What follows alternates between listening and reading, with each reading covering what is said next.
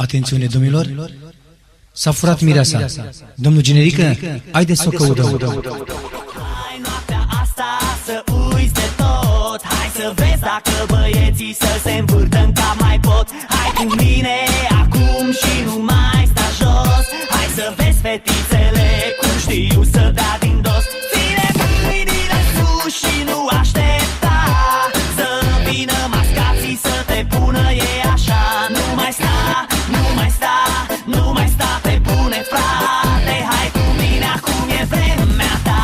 Hai sus, dacă ești îngos, în noaptea asta e clar, numai fraierii stau jos. Hai sus, dacă ești îngos, locul tău este pe masă și al paharelor pe jos. Te vă credeți DJ și mă ascultați. Și pentru noi a fost o surpriză. Ia uite cine e în spatele scenei. A furat mireasa!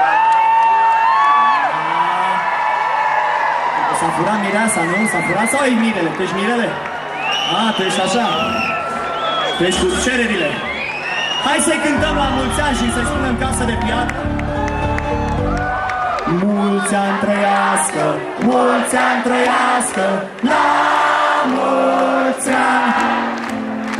Mulți ani trăiască, mulți ani trăiască, la mulți ani! Fiți atenți, cine să trăiască, ziceți! Cine să trăiască, Cine să trăiască, la mulți ani! Andreea și Florian. Andreea și Florian să trăiască. Andreea și Florian să trăiască, La mulți ani!